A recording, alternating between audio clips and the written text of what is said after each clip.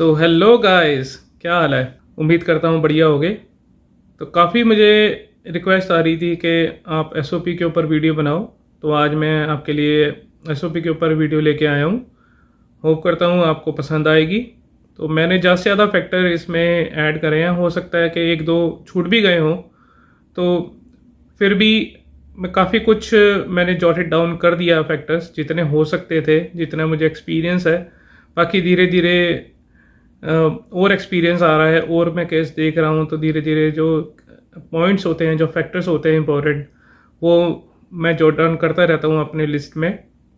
तो चलिए शुरू करते हैं। मैं स्क्रीन शेयर से आपको दिखाता हूँ कि मैंने पीपीटी बनाई है जिसके अंदर सारे फैक्टर्स मैंने जॉट डाउन करे हैं, और आपको दिखाता रहूँगा और साथ साथ एक्सप्लेन भी करता रहूँगा कि कैसे कैसे आपको एक एक स्टेप में एक एक फैक्टर को, एक एक पॉइंट को एक्सप्लेन करना है। ये वीडियो थोड़ी सी लंबी होने वाली है क्योंकि काफ़ी फैक्टर्स हैं इसमें एक्सप्लेन करने वाले। सो लास्ट तक देख लेना, कुछ मिस मत करना। ये काफ़ी यूज़फुल वीडियो होने वाली है, काफ़ी डिसाइडिंग फैक्टर्स हैं इसमें। और एक और बात मैं बताता हूँ कि मैं ये एक ही वीडियो बना रहा हूँ एसओपी के लिए। इसमें ही एलओआई है, लेटर ऑफ इंटेंट, जो यूनिवर्सिटीज़ को होती है। मैं आपको बता दूंगा कि कौन से पॉइंट आपको यूनिवर्सिटीज़ के लिए चाहिए और कौन से पॉइंट आपको सिर्फ वीज़ा के लिए चाहिए। तो चलो शुरू करते हैं। सबसे पहले एसओपी हमने शुरू करना है इंट्रोडक्शन से। तो मैंने जैसे लिखा हुआ है 1 or 2 sentences about yourself. Like आपने अपना बैकग्राउंड लिख देना है कि what is your name and what you have been doing. उसके बाद जो सेकंड सेंटेंस आएगा वो आएगा आपके सिलेक्टेड प्रोग्राम एंड कॉलेज के बारे में, कि आपने कौन सा कॉलेज सेलेक्ट करा है और कौन सा प्रोग्राम लिया है, और आपके शॉर्ट टर्म गोल्स और लॉन्ग टर्म गोल्स। ये सारा 3 से 4 सेंटेंसेस में आपका इंट्रोडक्शन हो जाना चाहिए। और इसके अलावा और कुछ नहीं करना, कोई कहानियाँ नहीं लिखनी, क्योंकि वीज़ा ऑफिसर के पास इतना टाइम नहीं होता कि आपको बहुत बड़ी बड़ी आपकी कहानियाँ देखेगा, आपकी पढ़ेगा उसको, क्योंकि उसके पास 3 से 4 मिनट होते हैं आपका पूरा केस प्रोसेस करने को। तो बिल्कुल आपने टू द पॉइंट रहना है और उसको बस वही पढ़ाना है जो वो पढ़ना चाहता है, और कुछ नहीं। जो इंट्रोडक्शन आएगा वो आपका एग्जीक्यूटिव समरी आ जाती है, कि आपको समराइज उसको पता लग गया कि ये एसओपी आपका किस डायरेक्शन में चलने वाला है। उसने आपका इंट्रोडक्शन पढ़ लिया, उसको ये पता लग गया कि आप कौन हो, आपका प्रोग्राम कौन सा है, कॉलेज कौन सा है, और आपने क्यों प्रोग्राम लिया है, और आपने अपना ऑब्जेक्टिव बता देना है। Like for example, my name is Manpreet Singh and I've been running my own business for last 16 years, and I have selected hospitality leadership in Seneca College.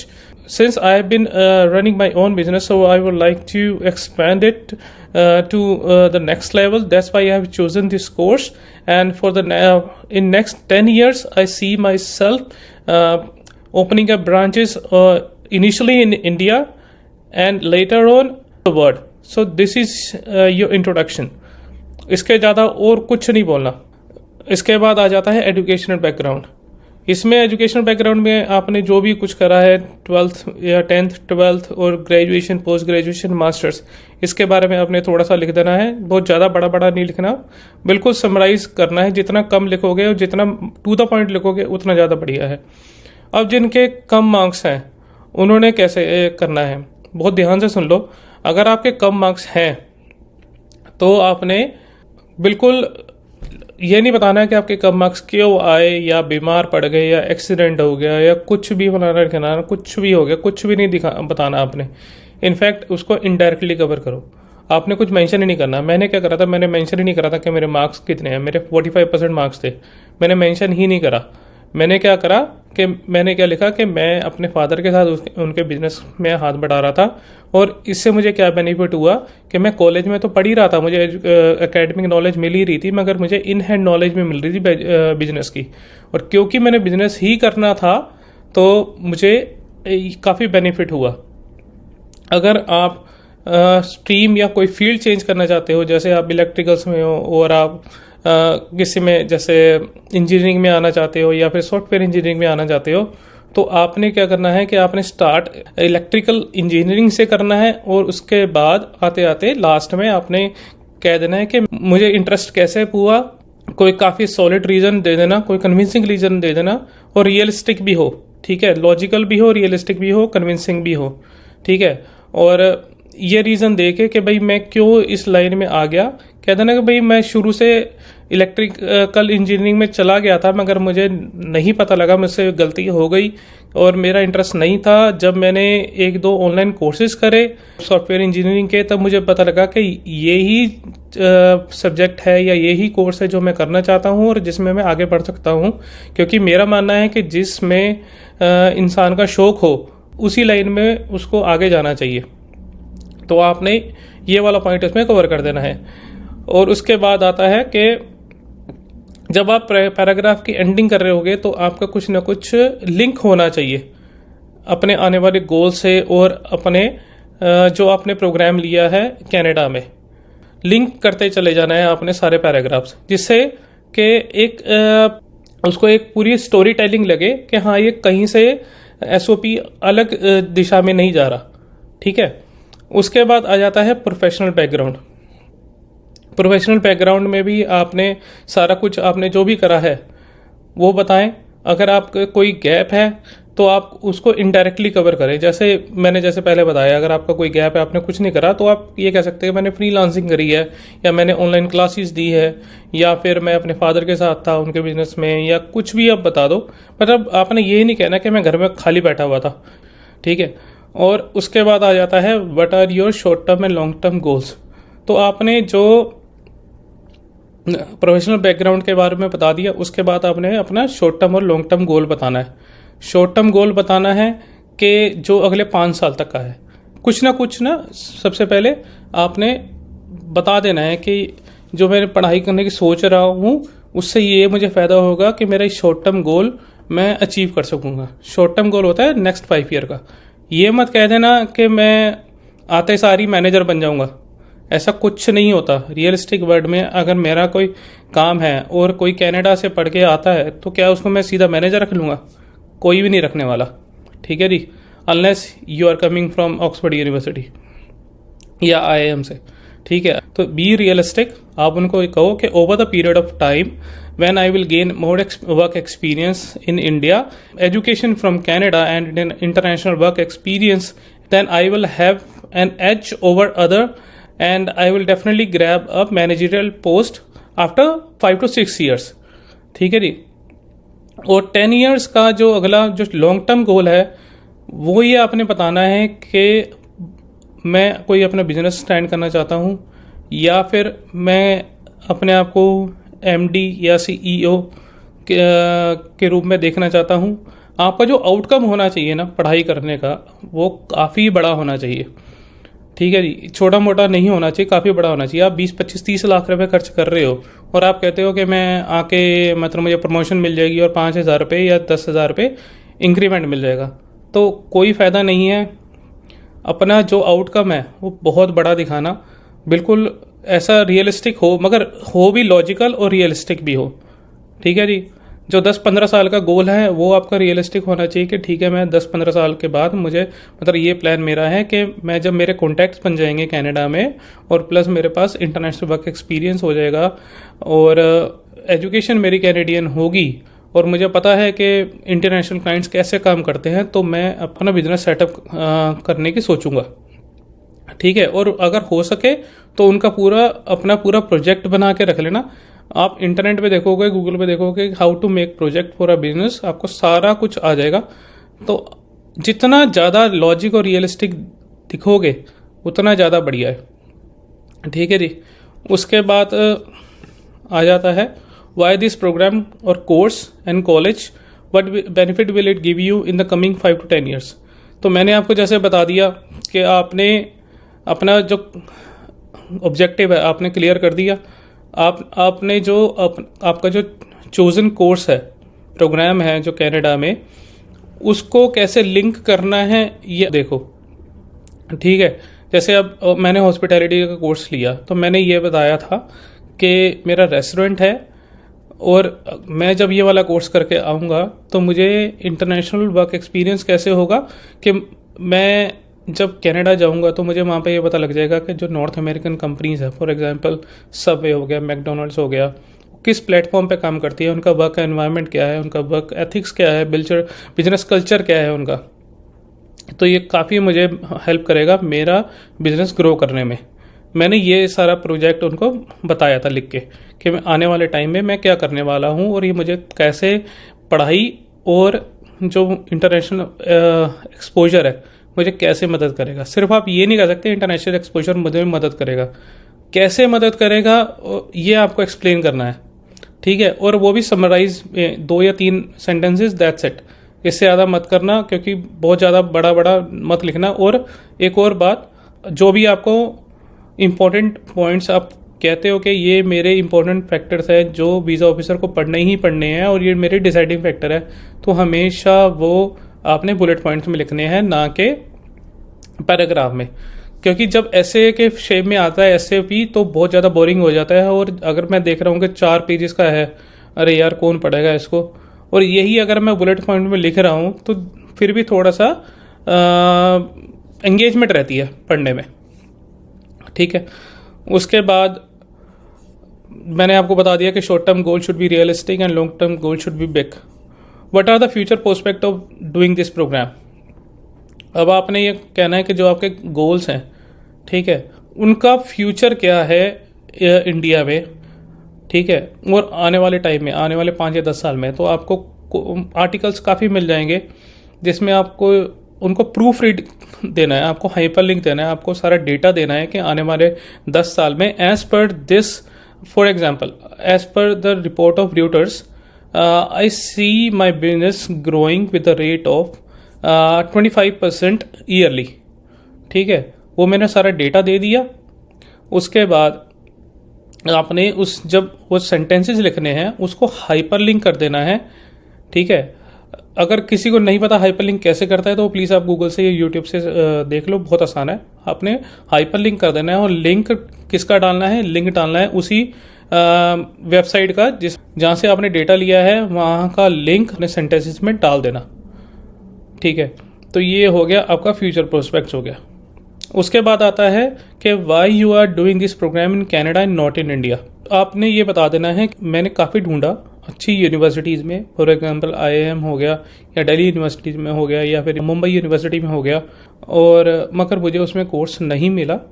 फिर मैंने आउटसाइड बाउंड्री ऑफ इंडिया में ढूंढना चाहा, जैसे Australia हो गया, USA हो गया, UK हो गया, मगर वहाँ पे काफ़ी महंगा था।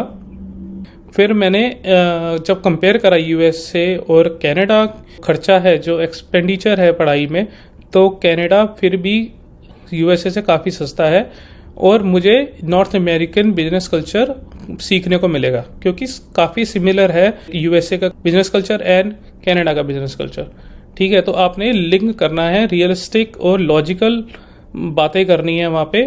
कुछ ये मत लिखना है कि मुझे कल्चर देखना है या काफ़ी सेफ्टी है, ये है वो है। या मैंने एक देखा था SOP जिसमें लिखा हुआ था कि मुझे ठंड काफ़ी पसंद है इसलिए मैं कनाडा जा रहा हूँ। तो ये सारी बकवास की बातें हैं, ये मत करना, मल्टी कल्चरिज्म ये वगैरह। और इट्स अ ब्यूटीफुल कंट्री, ये वो। कोई 30 लाख रुपए लगा के ब्यूटीफुल कंट्री नहीं देखने जाता, जब आपका 2-2.5 लाख में टूरिस्ट वीज़ा लग सकता है, तो आप इतना क्यों खर्चा कर रहे हो। तो जो मतलब की बातें हैं आपने वही करनी है। और आपने क्या करना है कि मुझे जब एडमिशन नहीं मिला इंडिया में, मैंने 3-4 यूनिवर्सिटीज़ को कोर्स करिकुलम चेक करा, मगर मुझे नहीं पसंद आया, इसलिए मैंने ये वाला कॉलेज और ये वाला कोर्स सेलेक्ट करा, क्योंकि ये वाला जो कोर्स करिकुलम है मुझे प्रोग्रेशन दे रहा है और जो मेरे लॉन्ग टर्म गोल्स हैं उनको फुलफिल करने में काफ़ी मुझे मदद मिलेगी। तो आपने क्या करना है, आपने जो 2 या 3 यूनिवर्सिटीज़ का आप नाम लोगे ना, जैसे आप ये कहोगे कि मैंने ये वाली यूनिवर्सिटी सर्च करी, ये वाली यूनिवर्सिटी सर्च करी, ये वाली यूनिवर्सिटी सर्च करी, तो उनका जब कोर्स करिकुलम का जो पेज होगा उसका लिंक भी आपने हाइपर लिंक कर देना है। जब आप ये लिखोगे ना that I search Nanda university but I didn't like the course curriculum as per my need, तो आपने इस सेंटेंस को हाइपर लिंक कर देना है नंदा यूनिवर्सिटी के प्रोग्राम या कोर्स करिकुलम वाले वेब पेज का, ठीक है। ऐसे ही आपने 2-3 एग्जाम्पल दे देने हैं, ठीक है। और हाँ, जो टिप मैं देना चाहता हूँ आपको, आप जब भी चूज़ करोगे प्रोग्राम उसमें ये देख लेना कि आपका कोप है या कोई इंटीग्रेटेड प्रोजेक्ट है जो इसमें आपको, इंटीग्रेटेड प्रोजेक्ट क्या होता है कि आपको किसी बिजनेस या कोई कंपनी का प्रोजेक्ट मिलता है, ऐसा कोर्स करिकुलम होता है, और आपको कुछ ना कुछ वो जो कंपनी होती है उसके अंदर कोई दिक्कत होती है। जैसे मेरा प्रोजेक्ट है होटल के ऑन बोर्डिंग में कुछ दिक्कत है, तो वो डिजिटाइज कर रहे हैं। ठीक है जी, डिजिटाइज करने में हम कैसे उनकी मदद कर सकते हैं, कौन कौन से आइडियाज़ हम उनको दे सकते हैं, तो ये हमारा प्रोजेक्ट है। तो इससे क्या हो रहा है कि हमें काफ़ी कुछ सीखने को मिल रहा है कि होटल का ऑन बोर्डिंग प्रोसेस होता कैसे है, तो इन हैंड लर्निंग हो रही है हमें। तो आप फोकस करना, आप ज़रूर बताना कि वहाँ पे इंटीग्रेटेड प्रोजेक्ट है मेरे कोर्स करिकुलम में, कोप भी है जिसमें मैं फुल टाइम जॉब करूँगा और मुझे फर्स्ट हैंड एक्सपीरियंस मिलेगा। ठीक है, और इंटरनेशनल मार्केट एक्सपोजर तो मैंने बता ही दिया आपको, जो आप बिजनेस एथिक्स सीखोगे नॉर्थ अमेरिकन, और काफ़ी कॉन्टैक्ट्स बनेंगे आपके। उसके बाद अपने जो भी मैंने पिछली वीडियो में भी बताया था, आपने ऑनलाइन प्रोग्राम्स कर लेना जिनका भी गैप है या फिर जिनके लो मार्क्स है, वो प्रोग्राम ऑनलाइन प्रोग्राम कर देना छोटे शॉर्ट टर्म को, जैसे 2 या 3 घंटे के कर लेना। और आपने करने कैसे है, आपने देखना है कि जैसे मेरा IBM कोर्स है, उसमें कोर्स करिकुलम में स्टैट्स है, अकाउंट्स है और इकोनॉमिक्स है, एग्जाम्पल दे रहा हूँ मैं।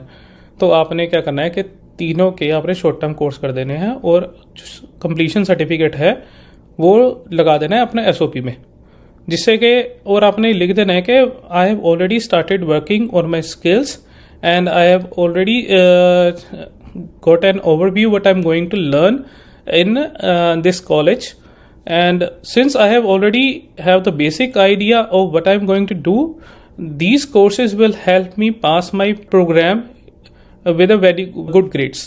तो आपने ये बोल देना है।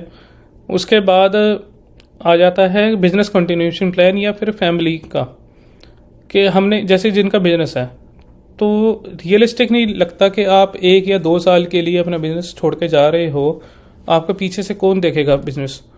तो मैंने क्या लिखा था कि मैंने अपने बिजनेस कंटिन्यूएशन प्लान करके लिखा था कि मैंने सुपरवाइज़र हायर करा है और मेरे फादर और मेरी वाइफ, ये दोनों मेरे पीछे सारा मेरा बिजनेस का देख रेख करेंगे, और ये मेरा बिजनेस कंटिन्यूएशन प्लान था, and I am not closing my business. ठीक है, और ऐसे ही फाइनेंशियल का होएगा कि आप अब जा रहे हो, आप जॉब करते हो, आपकी वाइफ जॉब नहीं करती, तो उनका फाइनेंशियली कौन देख रेख करेगा। तो आपको ये सारा बताना होगा कि in my absence I have enough fund to support my family. ठीक है, आपने लिख दिया, ये हो गया फैमिली और बिजनेस कंटिन्यूएशन। उसके बाद आता है लास्ट में family background, family ties and financial establishment. तो आप जो फाइनेंशियल स्टेब्लिशमेंट है वो बिजनेस कंटिन्यूएशन प्लान या फिर फाइनेंशियल, जब आप सपोर्ट का पैराग्राफ लिख रहे होगे फैमिली सपोर्ट का, तब आप डाल देना कि मेरे पास इतना पैसा है और मेरे जो मकान की वैल्यू है, जो मेरे घर की वैल्यू है, मार्केट वैल्यू ये है। तो आपने सिर्फ ऐसे नहीं डाल देना ये कि भाई हाँ मेरे मकान की वैल्यू इतनी है और ये इतनी है, आपने ऐसा नहीं लिखना। ये आपने ऐसा लिखना है, पूरा स्टोरी टेलिंग के हिसाब से लिखना है कि I live in a beautiful home worth rupees this and this, and I have also made investment property worth rupees this, I have gold of like जितना भी है 20-25 लाख का बता देना। सो ऐसे ही आपने कैश इन हैंड बता देना है और कैश इन बैंक बता देना है, तो आपने सारा कुछ ये बता देना है। उसके बाद फैमिली बैकग्राउंड में आपने फैमिली के बारे में बता देना और फैमिली टाइज भी बता देनी है कि मैं अकेला बेटा हूँ अपने माँ बाप का, और मेरी रिस्पॉन्सिबिलिटी बनती है कि उनकी देख रेख करना, उनके प्रॉपर्टी की देख रेख करना और उनके बिजनेस की देख रेख करना। ठीक है, तो मैंने वापस आना ही आना है। तो आपने सारा अपने इमीडिएट फैमिली के बारे में उसमें बता देना है, और कुछ नहीं होता। लास्ट में सिर्फ एक गुड नोट छोड़ दो कि मैं मतलब I will be very thankful to you, बस आपने ये लिख देना है। बस यही SOP है। यूनिवर्सिटी में आपने फैमिली टाइज नहीं लिखनी, ठीक है जी, और ये फाइनेंशियल बैकग्राउंड नहीं लिखना, बाकी सब कुछ सेम आता है, वो कोई फ़र्क नहीं है। ठीक है, तो मैं होप करता हूँ आपको काफ़ी पसंद आई होगी वीडियो। अगर कुछ भी डाउट है आपको तो feel free to contact me through Instagram. I will definitely answer you. और आप कमेंट बॉक्स में भी लिख देना, मैं उसमें भी आंसर करता रहता हूँ। तो प्लीज़ ये वाली वीडियो काफ़ी इंपॉर्टेंट है, प्लीज़ शेयर करो जिनको एसओपी बनाना है अपना, या फिर सोच रहे हैं किसी यूनिवर्सिटी में अप्लाई करने को, तो काफ़ी हेल्पफुल होगी ये वीडियो उनके लिए। So in the last, please subscribe my channel, hit the bell icon, share the video and like it. Thank you.